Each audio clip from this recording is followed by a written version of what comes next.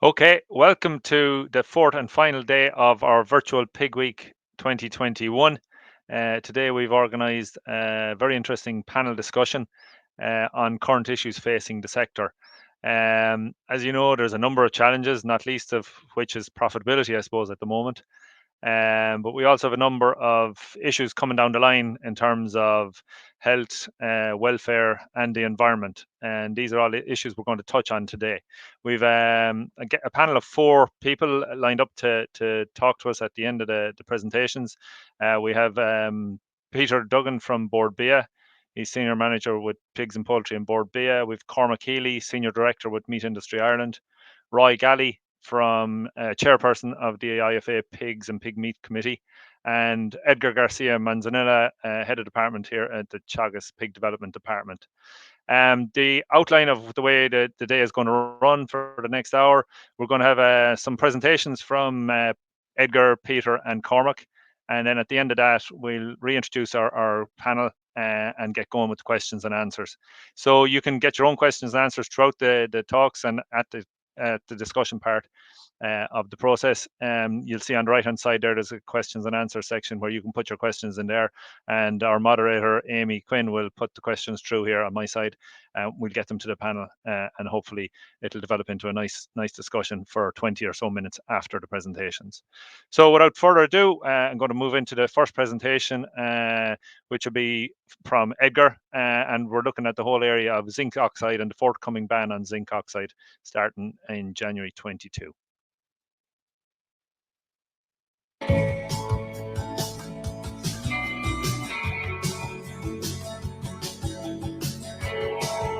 So this presentation is only to start the discussion. I don't pretend to do a detailed review of the problem.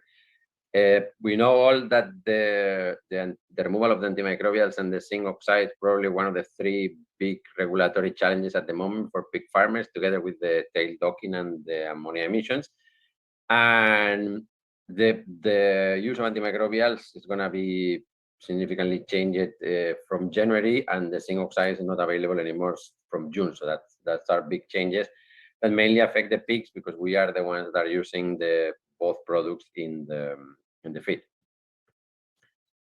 Just to start the discussion a little bit, this is something that we did with in a European group with different people from different countries, and we asked everybody what were the main ways to deal with the not having antimicrobials available or thing. And you can see by order of importance what people thought, and it's interesting to see that education is one of the main ones, together with basic things like biosecurity or nutrition or vaccination, that are the classical ones that what we think. And also the economics of it plays an important role. Then when we think about this area, there is 2 main questions that I would like to address in this presentation. The first one is what is different in those farms that are not using zinc oxide already and those that are still using it and cannot get rid of the use. Okay, that's the first question, and we are doing that we are answering these 2 questions in Project 5. And then the second question that we are trying to address is what will happen to the farmers when we remove the zinc and the antibiotics from the farms, and how to deal with it, or what are the solutions that we have available.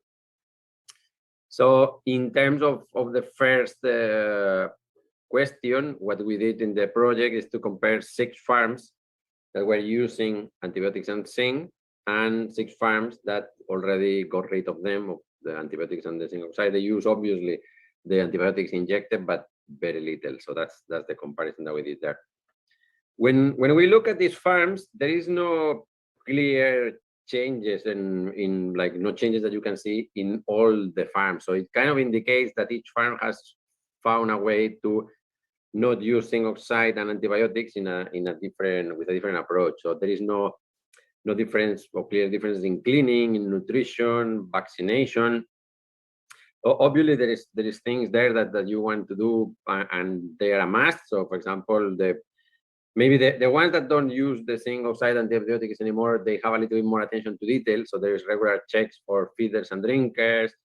They check that the environment is the appropriate one. So they check the heating, the drinkers. You have to be careful that the flow in the drinkers is the adequate flow, because without water, the animals will suffer. And all these little areas, maybe the guys that are not using zinc oxide and antibiotics, they have a little bit more attention to that, but there's not really a huge difference in that sense. So everybody has looked for their own way of doing things. We have another project led by John O'Doherty and here in charge with Father Laura, that they are looking at these areas one by one in our unit or in particular farms. And so in the next 2-3 years, there will be a lot of information on this, on cleaning, internal biosecurity, use of the supplementary milk, as we saw yesterday in the presentation, and things like that. What many people are looking for is a silver bullet, and we already have a silver bullet, which is zinc oxide, and we are going to lose it. So there is not really one solution for everybody. As I say, you have to look for your own way to addressing things. So the second question that we would like to discuss is what will happen to a farmer when you remove the zinc oxide. So initially, you have most of the cases that we have looked at. We have looked at different batches in the 6 farms that were using zinc oxide until now, and some of them you don't see anything, and the batches are okay, and they grow and they eat. That's okay. And the one that you see the most is that you have pieces that are a little more loose, and that the productive performance drops a little bit. Not a massive issue. It's just that obviously you want the animals to perform as well as possible, and the loose pieces are a little bit worrying, but that's okay. But you will see, for example, you see here the numbers are the days. So this is 3 days post-weaning, 5 days post-weaning, and 7 days post-weaning. And you have on the left the case of a diet with no zinc oxide and a diet with zinc oxide on the right. So you can see very easily at 3 days, the diet without zinc oxide, you already see in the wall that there is diarrhea, and the feces on the floor are a little bit more like liquid. In the zinc oxide, the diarrhea is more under control, and the same for day 5, although the guys eating the zinc oxide already have a little bit more diarrhea. And by day 7, they are more or less the same. And from there, normally they go back to normal progressively. So this is between the 3 and the 7 days where you have to keep an eye on the issue. But it's normal to, when you remove the zinc oxide, to have more loose pieces. So just what you have to do there is to hold it there and don't go into the zinc or the antibiotic and see what happens, because we have to learn to live without the zinc oxide. A good thing that we have been doing in the farms is that when you are feeding these animals, at least for a while, to learn how they behave, is that if you feed them with bags and you number the bags, you will see what happens with those that are eating the zinc and those that are not eating the zinc. So to see actually what is the difference when you remove the zinc and the antibiotics in your own farm. Are they suffering a lot? Is it just that they are eating the same and growing the same, or they are a bag behind an intake? It's very useful in terms of monitoring the animals and understanding the problem in your own farm.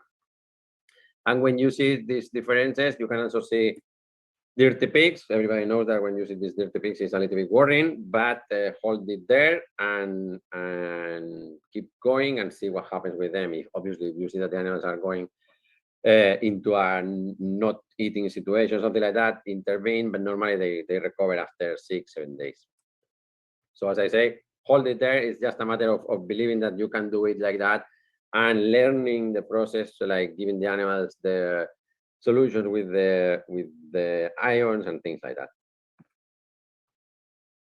What also can happen, and this happens happening in one of the farms that we're working with, is that you have an outbreak like this one, for example. This is an E. coli.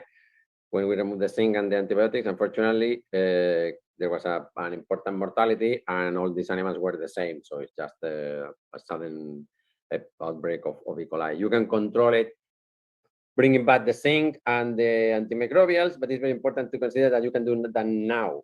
In January, the antimicrobials, you will be able to use them, but in June, you are not going to have zinc anymore. So if you are bringing an antibiotic into the feed to control one of these outbreaks, you have to make sure that that antibiotic is going to work. So you have to be prepared and know what pathogens you have in the farm and what they are sensitive to. So altogether, it's a different way of working from now on. Obviously, we're going to see many of these cases, and we're going to have to get used to this, but there's no other way, because it's how it's going to happen after the regulation comes in place, because zinc is not available anymore. that's all I wanted to discuss until now. And from here, we can discuss with the questions or comments that people have. Thank you.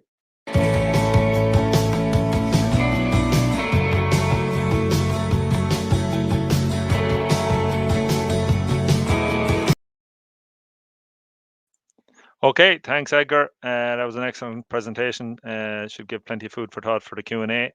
Just to remind you again, if you have questions on that or any of the topics that come up over the next 20 minutes, you can put them in there through the Q&A and we'll deal with them when we get to the panel discussion. So next up, we're going to have two consecutive presentations from Peter Duggan, Board B, and followed closely by Cormac Healy from Meat Industry Ireland.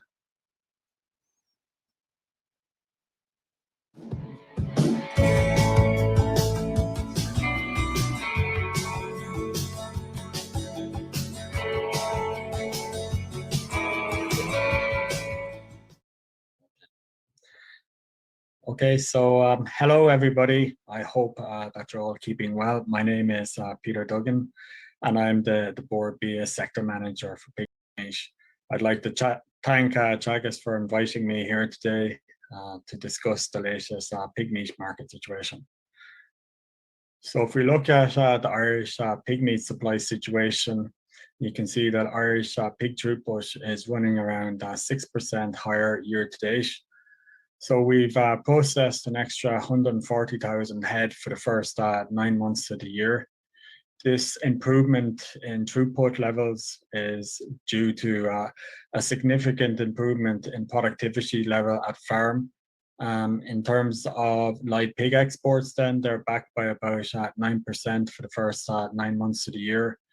And we have seen a particular decline in live pig exports in Q3 this year. Live pig exports are back by about 20% to 24,000 head. And this really reflects the impact of labour issues in some meat processing plants, in particular in Northern Ireland, that we've seen in Q3, which has affected demand for pigs. So if we look at the EU situation, then EU output is around 1% higher for 2020 at around 23 million tonnes. In terms of what's happening in 2021, for the first 7 months of the year, output is around 3% higher.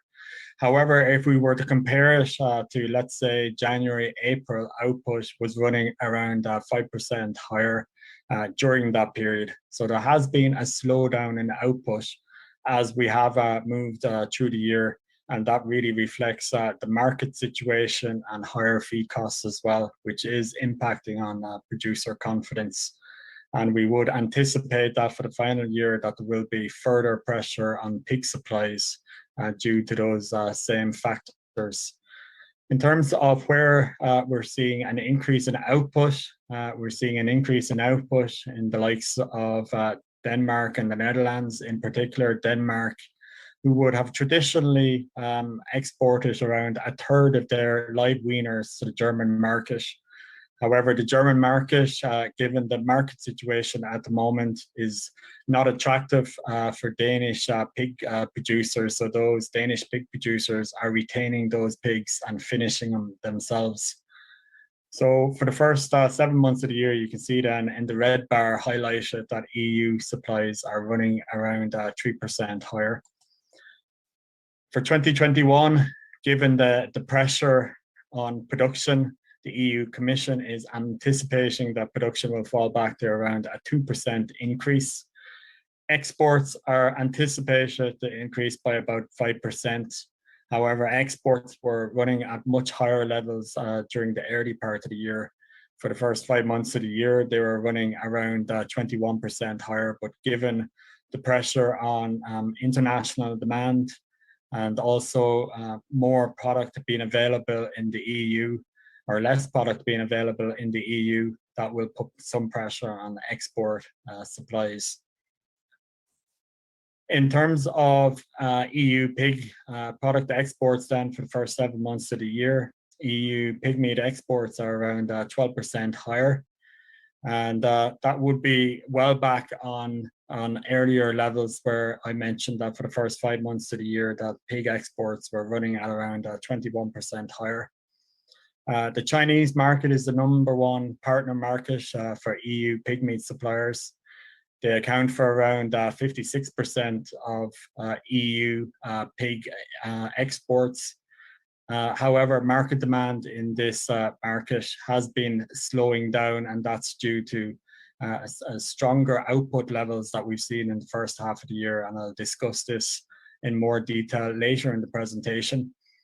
The Japanese and Philippine import demand levels are strengthening. In particular in the Philippines, they've been impacted by African swine fever, and the local government there have lowered import tariffs to try and encourage or stimulate more import demand. ASF has returned to the South Korean market as well, and this is helping to boost import demand in that market. So overall, EU exports are anticipated to increase by around 5% to 5.9 million tons for the year.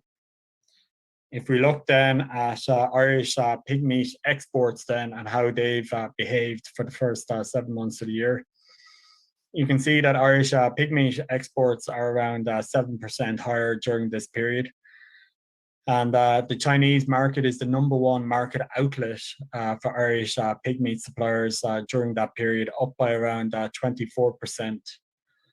Whilst this is a very good headline figure, you can see over on the right-hand side of this slide, I've mapped out the monthly performance of Irish pigmeat into the Chinese market.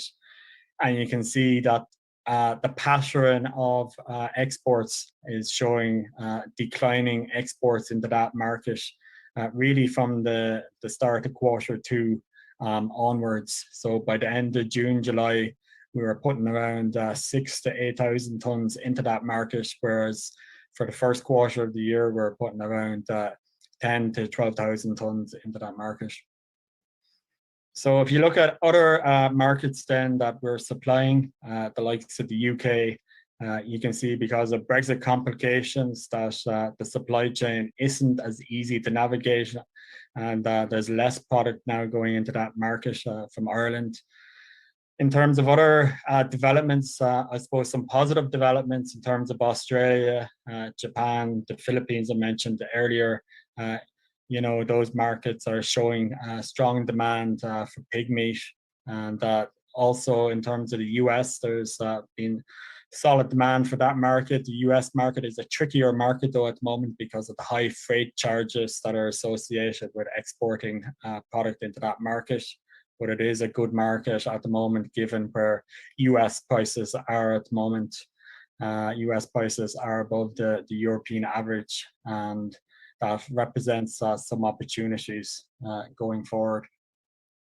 In terms of the EU pigmeat pricing situation then, you can see that 2021 has been a challenging year for pig producers right across the European region due to increased output across the region, and also substantially lower import demand from key international markets. So if you look at the Irish price compared to the EU price, the Irish price, while it's fallen back significantly this year, it's around 14% higher than the EU average. The Irish price at the moment is making around €1.49 a kilo, and the European average is making around €1.32 a kilo. So that's going to put a bit of pressure on our year-to-date price. Our year-to-date price is around €1.58, whereas in 2020, the full year average price was around €1.70, and in 2019, it was €1.65. If we move on then to the next slide, just looking at the latest Chinese situation then, live producer prices are around 66% lower compared to the start of the year at around 11 RMB a kilo, so their local currency.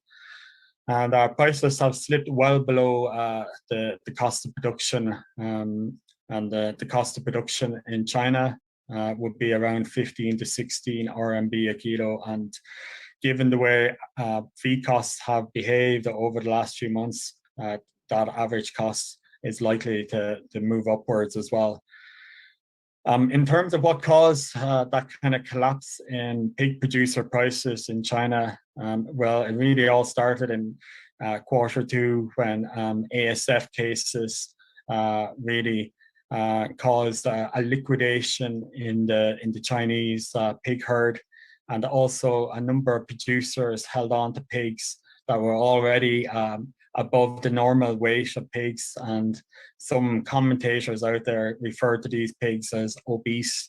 And so because of the market signals at the time, because prices were declining, these producers decided to cash in on those pigs before the prices fell any lower.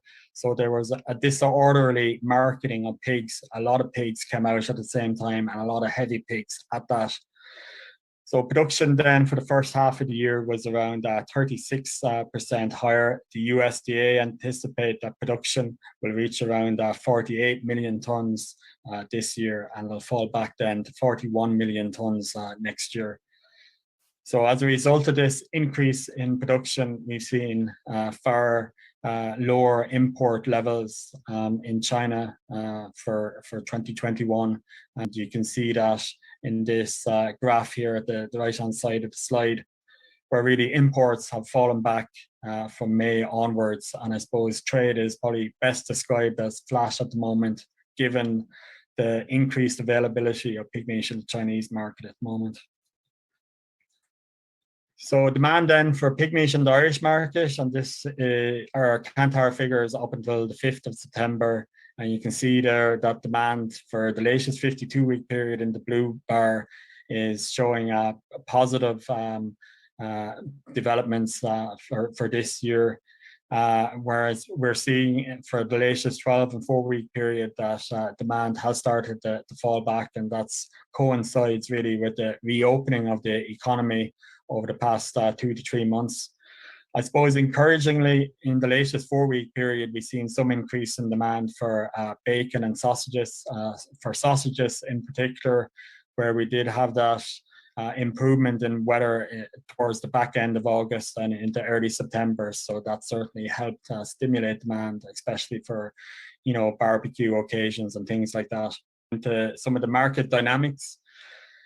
And I just said I'd put up these pictures here just to highlight some of the challenges, I suppose, that are facing the pig meat sector. And look, gas prices, we all know about the increase in gas prices, but that's obviously going to have a knock-on impact further down the line. With higher gas prices, there'll be less fertilizer being produced. Less fertilizer will mean that prices will go up, and farmers who are planting for their grain next year will be making producer decision based around that, and it's likely that acreage that is planted will be reduced on the back of these developments. Labour is a major concern in the UK, but also in Ireland as well. In terms of freight costs have gone up over the last year, and ASF is a significant challenge in Europe as well as it is in Asia. And obviously with Germany being suspended from a number of key international markets, that's put downward pressure on European prices to date this year. So a little bit more on that in terms of the ASF impact. You've seen the breeding herd fall in these markets where there has been ASF outbreaks. And over the last decade in Germany, we've seen the number of breeding pigs back by about 24%, in Poland back by about 33%, and in Romania back by 36%. In Germany, the breeding herd actually fell by about 150,000 head this June in the latest June livestock survey compared to the June livestock survey last year. So that 150,000 would represent the size of the Irish breeding herd. Just moving on then to the breeding herd across Europe then, and you can see because of the market price situation that's kind of evolved over the last year, that's dented producer confidence right across the European zone.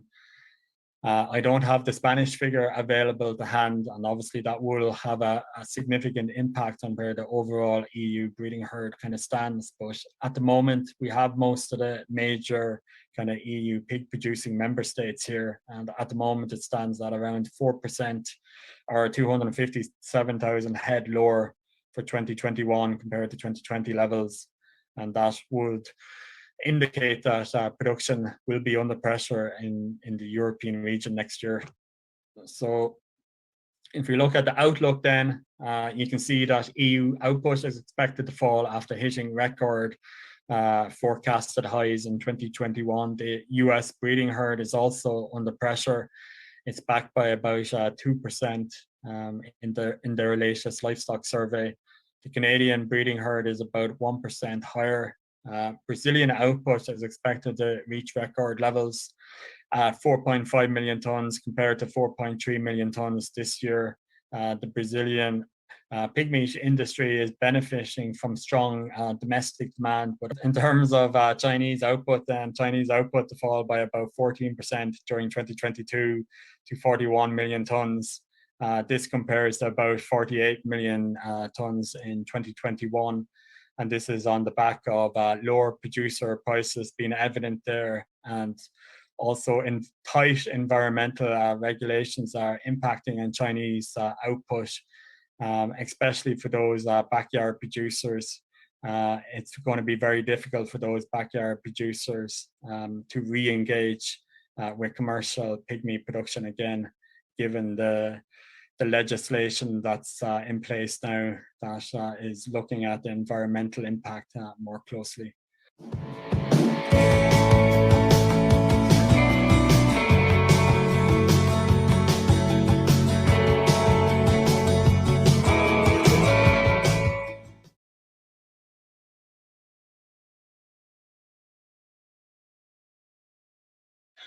All right, well, good afternoon, everybody, and thank you to Teagasc for the invitation today.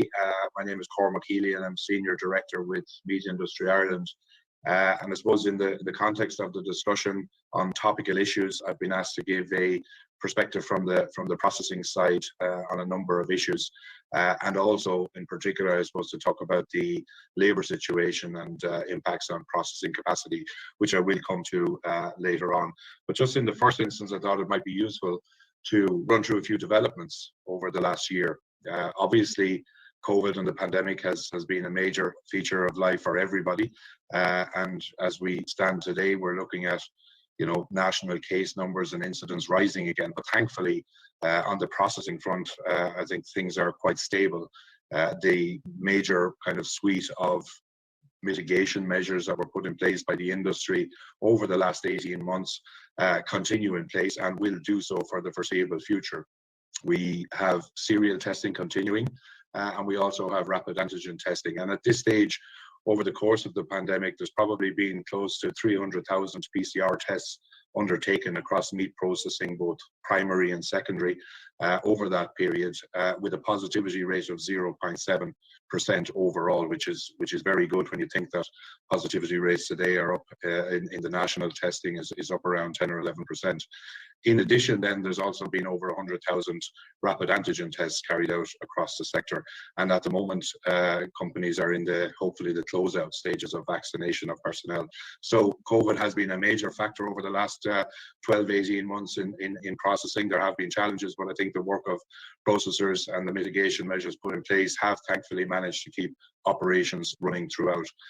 The other big factor, obviously, in the course of 2021 came at the start of the year when the UK actually did depart from the EU, and we saw the new measures in relation to Brexit coming into effect. We had new customs procedures from the 1st of January of this year. And I think at this stage, it's probably fair to say that trade in terms of direct exports to the UK and our land bridge procedures have stabilised, and things seem to be moving quite smoothly. It has obviously brought significant additional trading costs in terms of administration, paperwork, human resources, and indeed transport itself. But I suppose one of the big factors that was due to come into effect on the 1st of October last, which was the requirement for export health certificates to be provided with all consignments, has not taken place. There was a deferral until the 1st of July next year. with some interim measures coming into place on the 1st of January. So we still have further challenges in that area, but we have some more time in relation to them. A number of other issues then before I get to labour situation. Market access is always a major focus of the industry. We continue to want to drive that area and increase access for Irish pigmeat internationally. But the pandemic has stalled progress, I think it's fair to say, in terms of trying to secure new or improved international market access for all our meats, and pig meat no different. Travel inward and outward, inspection missions and visits, etc., have all been hindered by the pandemic, and therefore progress has been slow. Our priorities in terms of new markets for Irish pigmeat remain unchanged. I mean, those include Thailand, Malaysia, Cambodia, etc. And maybe on the positive side, and perhaps a signal of some normality coming back, is that in early December we do expect to have an inward inspection mission from the Malaysian authorities in the pigmeat processing plants across the country. So that's a positive. Another issue that has featured recently and is relevant to processing has been carbon dioxide supply and shortages. While there has been a lot of coverage of it in terms of the UK in September and October, that maybe didn't impact here so much. We did have our own scare across the Irish plants, and a suggestion of a tightening in supply and potential shortage in the early part of the summer, but thankfully that resolved itself without any issue or impact on processing. And in that more recent UK shortage, things seem to have stabilised and have been resolved with the intervention of the UK government and supports that they have provided, at least to run until January. And I suppose we have to closely monitor that and see what happens. Obviously, any kind of sustained period of supply shortage of CO2 in the UK could possibly impact in time here, so it's one that we will continue to watch closely. And then a final point before I go to labour is just to mention that in terms of our national salmonella control programme, in the early part of the year we did see a change by the Department of Agriculture on the test methodology that they used. And that did bring some change in the herd category profile. So I think it's an area that we need to keep under close monitoring and constant review, as we do, I think, the overall salmonella situation, because the incidence level, in pigs coming into the plants remains an issue, and I think it's an area that we are focused on in other groups and working with producers and producer representatives on that particular issue. The big issue, obviously, for processing, and that most talk about, there's been most talk about in recent times, has been labour availability and its impact on processing capacity. And I know too that that's an issue not just at plant level, it's an issue on farm and in big units as well. There has been throughout this year a critical shortage of labour in the industry, and that has worsened in the months since summer. Meat Industry Ireland made a business case to both the Department of Agriculture and the Department of Enterprise for additional permits, and we submitted that in early August of this year.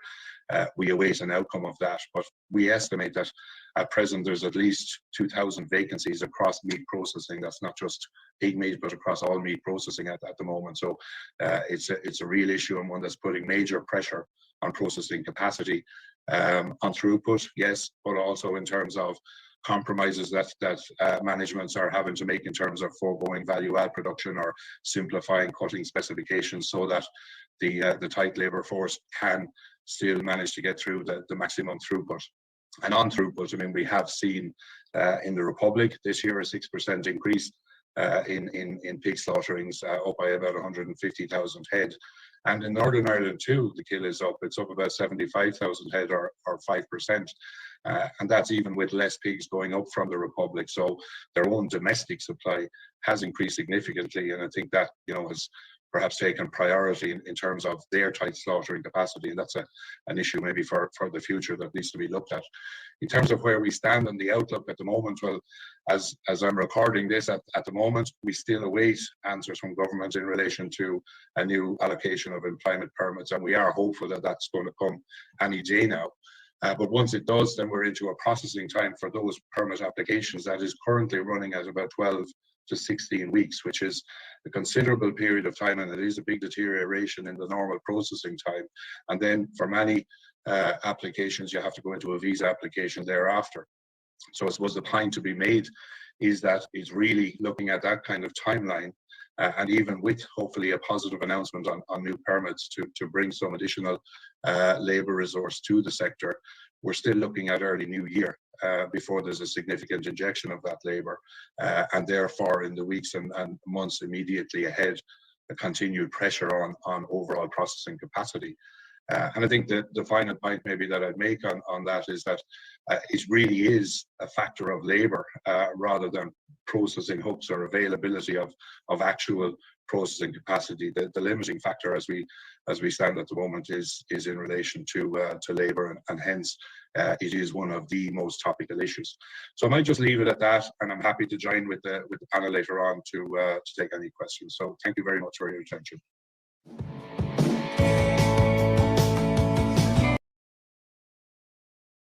Welcome back in our panel of speakers today. Edgar Garcia Manzanilla from Teagasc, Peter Duggan, Board BIA, Roy Galley from IFA, and Cormac Healy from Meat Industry Ireland.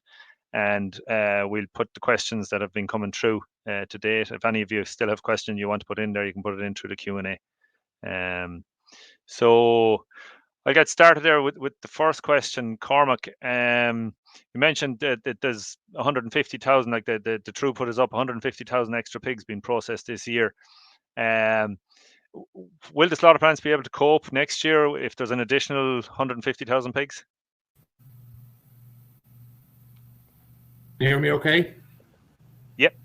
Okay, that's the first thing, and good afternoon to everybody. I suppose I might turn the question back to you as well, Ciarán, and say, well, are you telling me that there's 150,000 extra? And I'll come back to that because it's relevant. I think the point I would make is that, you know, the industry has shown that it will respond to increasing pig numbers, and there has been phenomenal progress in terms of productivity and output from the herd over the last decade. I mean, we've nearly added 1 million pigs to annual slaughterings over the last decade. We saw from 2019 into 2020, there was 140,000 extra pigs. And as we see now from last year into this year, we're looking at 150,000 extra, and the industry is responding to that with capacity. Labour, and we'll probably touch on it later, is obviously a factor. But I think the overarching point that I would make is that, yeah, industry will respond. And I mean, even as you were running the videos there, I was on the phone checking to see still was there any announcement from the Department of Enterprise on those permits, and unfortunately not as of yet.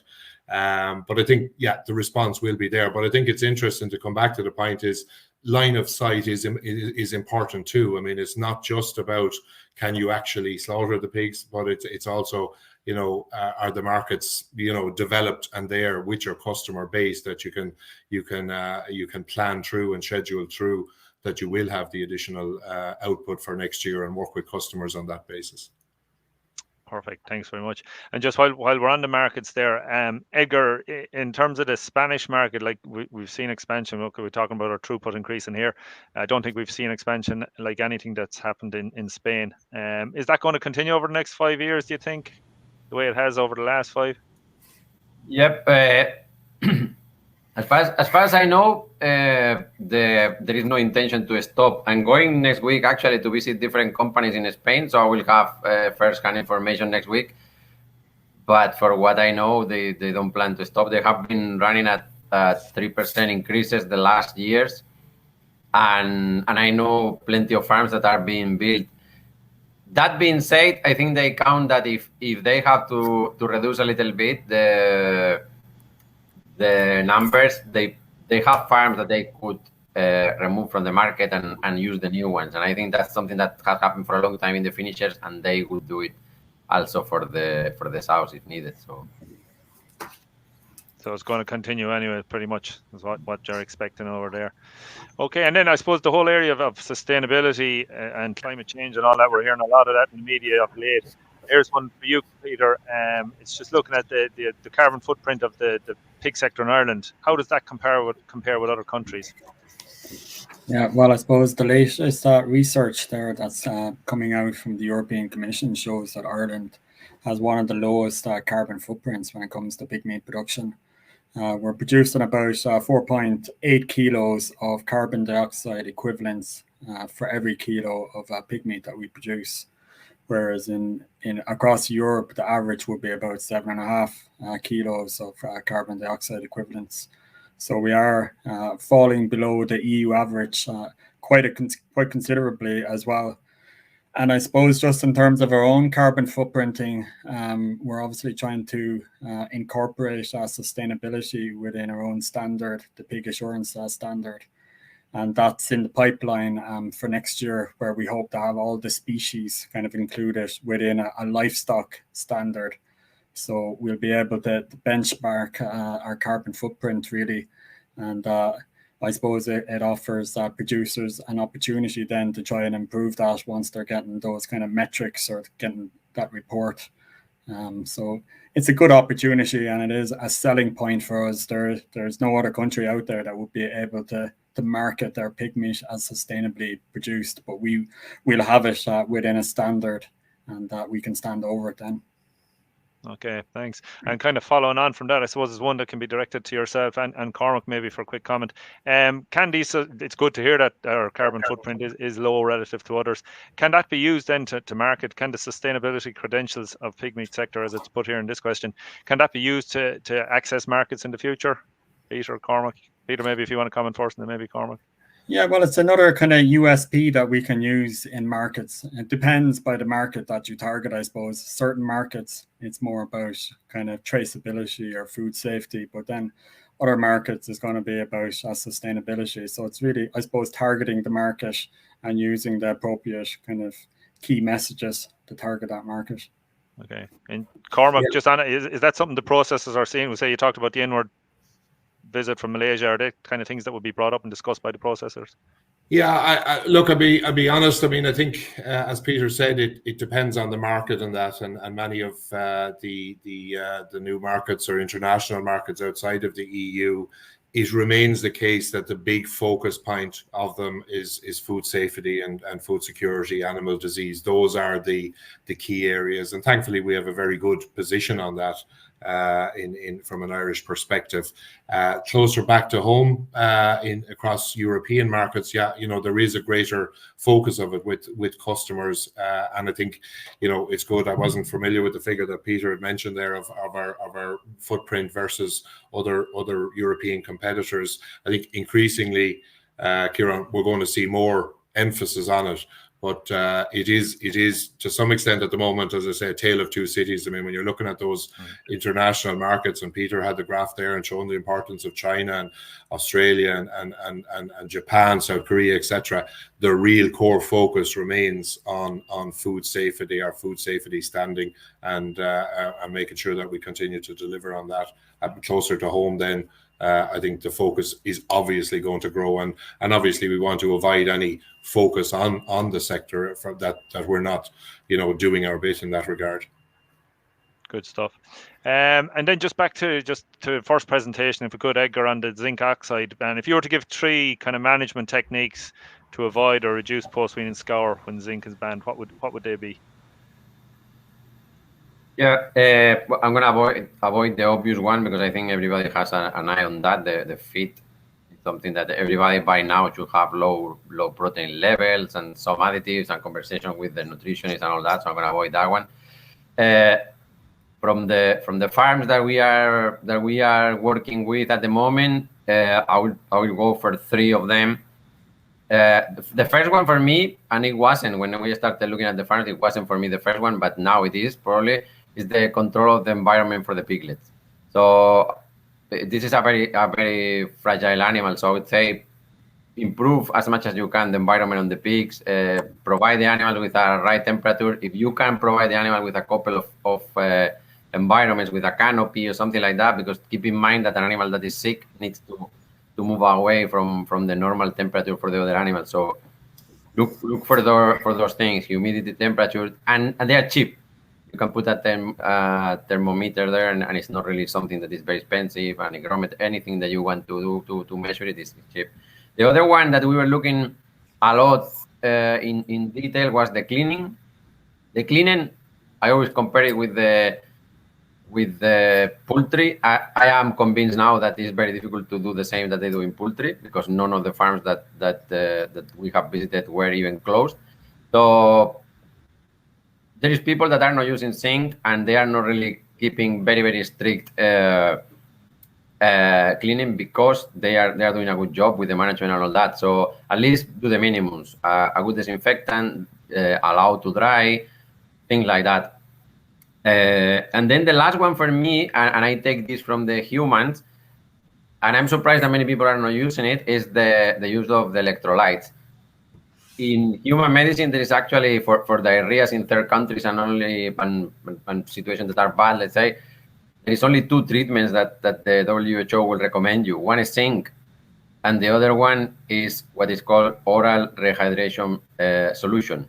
That oral rehydration solution has a Nobel Prize, and is as simple as mixing sugar and salt, because they are absorbed together in the intestine. So it's very important to keep in mind that these animals are losing water all the time, and the only way to put water into the body is like that. So give them clean and fresh electrolytes constantly, because it's something that they will need. I mean, that's what they are losing, so they will need that. And surprisingly, many farms, they put a little bit in the morning and then they leave it. And it's something that helps a lot. Thanks, Edgar. Roy, we'll move on to get your opinion. What do you see as the main challenges affecting the pig sector? And if I could just ask you maybe to comment on what, Edgar, because I know you have some experience in looking at reducing antibiotics, reducing zinc oxide on your own farm. Maybe you might give a comment on that first, and then tell us what you see as the main factors that are challenging, or main issues challenging the industry at the minute. I think you're on mute there, Roy. I'm not now. That's okay. Good. You hear me now? Yeah, good. Yeah. Good afternoon, everybody. Yeah, thanks very much indeed for having me on this. I'm just going to bypass Edgar's just for the minute, because I'm sort of listening to everybody here, and you asked the question, what are the main challenges affecting the pig sector? And that is really important. That is really important. Lads, while we didn't get any word from the Department of Enterprise and Trade about labour, we did get a word from the factory that pigs are back another 4 cents a kilo. The biggest threat to the Irish pig sector is our very financial survival, money. And as we are speaking here now, and we can talk about all the other things in the world, if we're not financially viable, we'll not have any pig farmers left. African swine fever is the main threat basically worldwide. If we get one case of that in, we're gone completely. At the moment, at 146 cents a kilo, we're going to lose an awful lot of others as well, simply because they will not be able to survive financially. And we can talk of everything around. So that is our number one goal, is to get. Now, I suppose part of the problem is that we've got too many pigs, because it's supply and demand situation. So for that, we definitely need to have a proper link up with our processors and MII, because if we allow unregulated expansion, this is what happens. And we as farmers, I suppose, are partly to blame. And I know we want to drive the industry forward, and we want to drive everything forwards. We've now got to the stage where there are too many pigs to market, and we cannot market them. And as a result, we're getting the prices we're getting. And that is the number one threat to the Irish pig sector. Just to deal briefly then with as you asked me, with Edgar's comment there on taking zinc and taking antibiotics out. Yes, I have done that. I would concur exactly with what Edgar says. A few days of looseness, and the pigs really do. I mean, my pigs are all surviving. I'm still doing quite well. There's no problems with it. So it's not something you need to be overly frightened about. And oral rehydration comes into it very much so. If you think the pigs need more than just water, that oral rehydration is then provided for them as well. So it's all down to management. It's down to looking at the small things and making sure you have everything right, cleaning, disinfecting, and having the right environments for the piglets. And if they want to cool down, have somewhere for them to cool down. If they want to warm up, somewhere they can warm up. So I would totally agree with Edgar and all of that. But back to the same thing. Sorry, lads. Survival, financial, and that's why we were out yesterday down in Portlaoise. We have the European markets, and the European pigs are far worse off than we are. And their product is coming into this country. It's undercutting our own prices, and this is why we've got another drop in prices today of 4 cents a kilo. Thanks, Ciarán. Sorry about that. No, that's good. That's good. So no, we've more questions coming through now. Just on there's one here coming up on the dosing of zinc and water. Is that a feasible option, Edgar, after in-feed ban is introduced? Yep. No.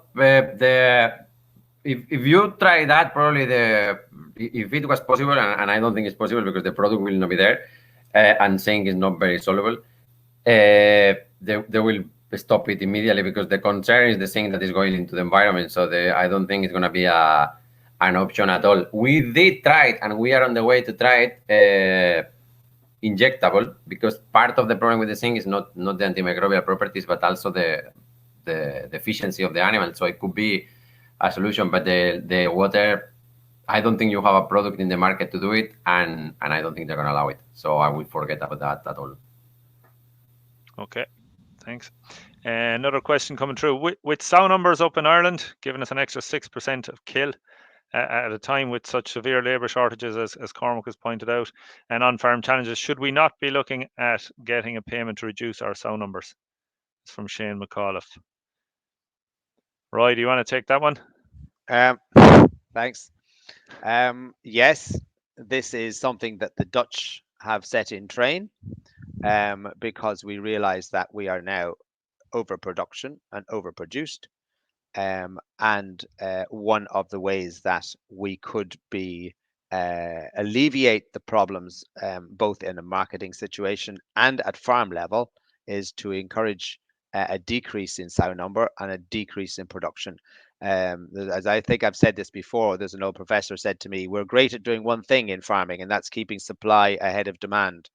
And if we could do the reverse, we would then have a marketing situation where all of us can make a few pounds out of the pig. Where we are at the moment, none of us are making anything out of it. So yes, I would think that a scheme of some sort, where if a farmer wishes to reduce and be paid to do so, to regulate the market, that is something that I would very, very much welcome. Is this anything that's been discussed yet with the department or anything like that, or? Nope, not yet, Ciarán, not yet. You can imagine this would not be an easy conversation with the department, but it's a conversation we may have to have, and I think that's something that's going to be ongoing. I have been asked a couple of times to say, would this be an option? And it is obviously, I mean, it's not unprecedented, so it's something we may look at. Ciarán? Okay, thanks for that. Did anybody else want to comment? Yeah. Could I come in there, Ciarán? Yes, Cormac, fire away. My comment or two. I mean, I listened to Roy's comment about unregulated expansion. I don't know. I wouldn't think that it's unregulated or reckless. I mean, if you look back at the throughputs over the last decade, right? I mean, there's been a kind of a gradual or two-phase expansion from when you go back a decade ago. We were at about 2.6 million pigs per year here in the Republic being slaughtered, and that kind of over one phase moving up to 3 million, and over a kind of a second phase in more recent years moving up to 3.5. So don't think you'd necessarily describe it unregulated or expansion with abandonment, and as long as we develop markets. But is it the 150,000 increase in kill now that is the issue, or really the factor that the hundreds of thousands of tons less going into China, for example? I mean, some of my Danish colleagues said to me or commented recently that there's currently about 100,000 tons a month less going to China from the EU than there was in the earlier months of the year. That's really it now. Is it our 150,000 extra pigs that are changing that dynamic? I don't think it is. So I mean, if we want, I wouldn't like to see that it's a sector that we share, I think, ambition on and have common position on a lot of the time about, you know, the potential of the sector here in Ireland and growing, albeit in challenging situation at the moment. But I think it's more to do with what's going on in international markets, and ASF, as you rightly identified, the impact it has had with the German sector, and obviously then the volume perhaps of Spanish pigmeat that's circulating in Europe now because of that absence of China. I do think the one thing we have to do as we grow, or if we plan to grow, is make sure that we don't have over-reliance on any single market, you know, that we spread that market profile. I mean, that's one of the, I think, insurance policies we should be following as a sector, that we have as good a market profile and spread of markets for Irish pigmeat internationally as possible. Okay. Yes, I agree with that. Sorry, can I just come in there? Yes, I agree with Yeah. Cormac on all of that. You know, we are only small fish in this very large pond. It would be nice to think the poultry sector. I know if they do put in extra birds, there is a conversation that's had with the processors when they put in increased production, and I think that link could be maybe expanded and left into the pig sector as well. So when we do expand in numbers, that it is done with agreement across the sector, if you like, that there is markets for it and that it is necessary. And I know we've been led to believe, and we went down the China route, if you like, that this was going to be the little Klondike that we were going to get, and clearly that Klondike hasn't happened, and that's what's has us where we are with the best will in the world, if you like. We were trying to do best for ourselves, and we, after all, have increased production, and we brought this country out of the mire of the economic recession. So that was thanks to agriculture. So we have to compliment ourselves on that as well. So yes, I agree with you, Cormac. It's not all us. That's probably the only way that you have to what Roy is saying, and together with Cormac, that's the only way that you can compete with Spain, to be honest, because Spain is so integrated that that's their big advantage. They manage the amount that they produce, they manage the amount that they kill, they manage the amount that they store. So that's why nobody can compete, because it's really very well coordinated because of the structure. So if you want to compete in the future, like if you don't have pigs, you don't have meat. So both sides have to talk to each other and coordinate. Is the only way forward to compete. Otherwise, you are dead. It's how it is. Okay. Thanks for that. I think we might have one more question there. Was there one other question coming through on what the market outlook was going to be? When do we think, I'm trying to find it here now on my screen. When do we think, it was a question around the idea, when do we think that feed prices are going to change to improve, and maybe that the market exports will improve again? I suppose that's a couple of you can answer that. Maybe if Peter wants to talk about when we see markets improving again, in terms of, I suppose China is probably the main concern there, and Edgar, if you want to comment on feed prices, or Roy. Being a tillage farmer, you might be telling us when we're going to be able to buy cheap grain again. I suppose in terms of the market situation at the moment, look, a lot of it is being it's based around developments in China, and obviously there's excess production in China at the moment, and it's going to take a period of time before that kind of clears. But obviously, even with the forecast that I put up in that presentation, you know, you're talking about a 7 million reduction in output in China next year. So they're forecasting around a 48 million annual production this year, and that will fall back to 41 million tons next year. So that should have, you know, positive developments for the pigmeat trade here. And obviously with the EU breeding herd as well under pressure, you know, supplies across Europe should start to tighten as well. We know at the moment they are tightening, but we're still going to be up by about 2% this year. But I suspect that EU supplies will be back across the board next year. So that tightness in EU supplies and some improvement in demand for product, especially in China, should help, I suppose, boost the trade, you know, from next year, really. Okay. And Roy, can I have a quick comment on feed prices? Just a quick one now, because we're running up on the hour, so I'll have to shut down now. You're on mute. It's me. That's it. Better. Thank you. Got me now. Yeah. Anybody who tries to forecast way on ahead, is never, it's such a difficult situation to try and forecast what's happening. I was talking to a grain farmer yesterday. He was raging at selling barley at 240 because he sees it. He was given an offer for 270 this week. So, we are in a very difficult situation with international grain prices and oil prices probably fueling it, because the minute that oil goes up, maize starts to move into the energy sector, which then sets the whole thing on fire. And where fertilizer prices has gone as well. So the grain farmers are looking at fertilizer prices at the moment through the roof as well. So this is not a difficult situation. So, as I said to the grain farmer, I says, I'm happy to pay for my expensive grain if I can get money from my pig. And same with him. He said he's happy to pay the fertilizer if he's getting enough money for his grain. So this is there's a knock on right through this at the moment. So that's where I'm not going to forecast anything at the moment on that one. That's fair enough. That's fair enough. We wouldn't commit you to that anyway. What will the price of pig slurry be so come next spring? No, Now you got it. There you go. Look, I'm going to bring it. We're just run over the hour, so I'm going to bring the day to a close. Just finally, would like to thank our guests once again. So thanking Roy, Peter, Cormac, and Edgar for some excellent presentations and discussions today. I think it was really, really worthwhile.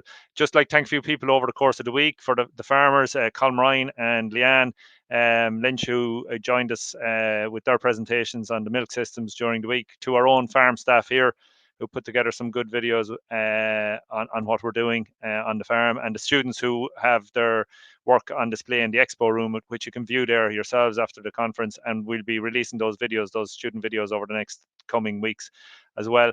I'd like to thank John Leamy in our IT support in HQ in Oak Park. John has been an excellent assistance to us all week, and really got us set and going with the Hop-In platform, which I think has worked out really, really well.